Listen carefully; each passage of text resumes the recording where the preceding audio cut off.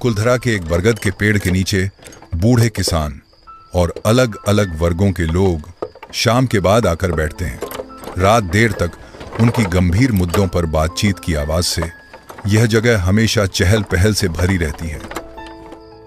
1 महीने पहले आई भीषण बाढ़ ने गांव का रूप बदल दिया था।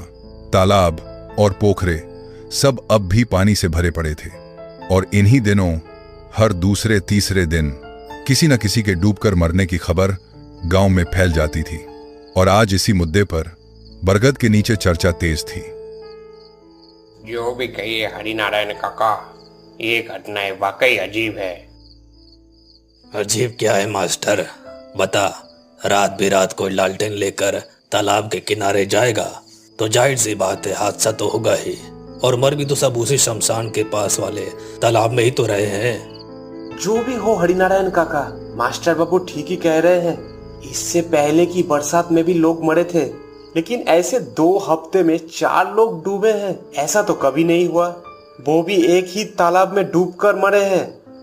अरे रहने दे, ये गांव है, कोई मुंबई और दिल्ली नहीं। यहाँ कौन सरकार आकर रोशनी लगवाएगी। हम तो किसान के हालात में जीते हैं, हमें इन्हीं हालात में जीना पड़ेगा।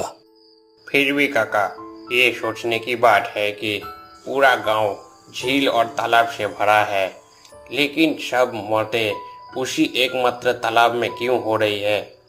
हाँ यही तो, गांव में बहुत तालाब है, लेकिन मौतें सिर्फ उसी शमशान वाले तालाब में ही हो रही हैं। वहां 2-3 और आदमी भी बैठे थे, लेकिन वो इनकी बातों को चुपचाप सुन रहे थे, क्योंकि इस गांव में बड़े बुजुर्ग लोग जो भी बात करते हैं, आम लोग बीच में बोलना ठीक नहीं समझते। और तभी इन चर्चाओं के बीच एक अजनबी आदमी आता है, कंधे पर लाठी और पोटली, कसी धोती और बारीक मूछे में। अरे ये कौन? आप तो हमारे गांव के नहीं लगते।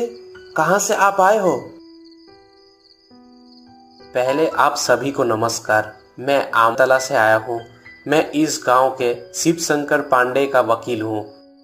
वकील मतलब कोई मुकदमा करने आए हो क्या? हाँ, मेरे दादा की 8 बीघा जमीन मेरे साझेदारों ने हड़प ली है। मैं उसी पर मुकदमा करने आया हूँ। पर बाबू, आपने यहाँ आकर बहुत बड़ी गलती कर दी है। कुलधरा गांव में मुकदमेबाजी नहीं होती। ये सुनकर परदेसी आदमी जैसे बुझ सा गया। उसके चेहरे से उम्मीदें उतर गईं। वो पूरी तरीके से उदास सा हो गया। अब क्या करूं मैं? और कोई दूसरा काम करने तो आया भी नहीं हूं मैं।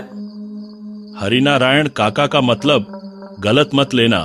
असल में शिवशंकर पांडेय अब इस गांव में नहीं रहते हैं। अरे ओ छोटे लोग, हमारे बड़ों के बीच क्यों बोल रहा है बाबू? हम तो बात कर रहे हैं ना, दिख नहीं रहा तुझे? दूसरे गांव से आया वकील यानी कि भैरव उदास और परेशान चेहरा लेकर सबकी तरफ देखकर बोलता है, मैं बहुत दूर से आया हूँ। क्या आज की रात किसी के घर ठहर सकता हूँ? बहुत बड़ी मेहरबानी होगी। जरूर, आप चाहो तो। अरे मास्टर, तू भी शुरू हो गया। वकील बाबू, ऐसा नहीं हो सकता। ना हमें तुम्हारी जात पता है, ना कुछ पता है। गांव में किसी के घर जगह देना संभव नहीं है। हाँ, लेकिन एक रास्ता जरूर है। क्या है वो रास्ता? जी बताइए बताइए।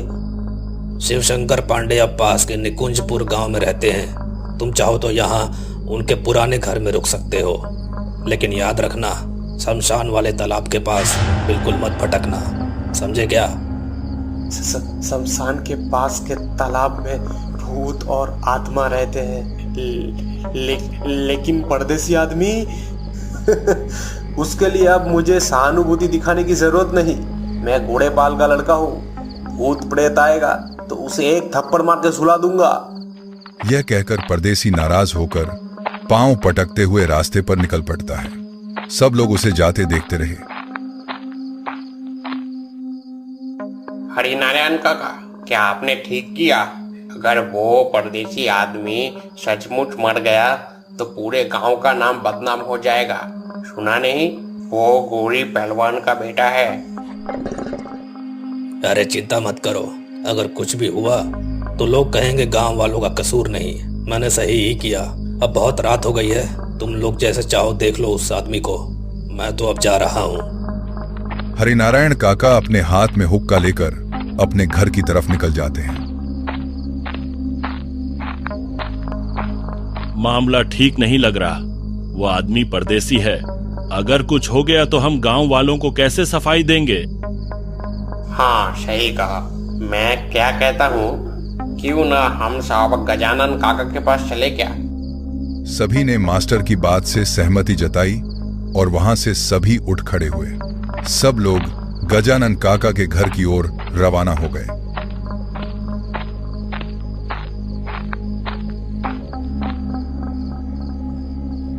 दूसरी तरफ परदेसी सोच रहा था, अगर उसे पता होता कि इस गांव के लोग इतने कठोर और बेरहम हैं, तो शायद मदद मांगता ही नहीं। अब धीरे धीरे वह तालाब किनारे शमशान की ओर बढ़ता चला जा रहा था। लंबे ताड़ के पेड़ों के बीच से गुजरते हुए उसका मन घबराने लगा।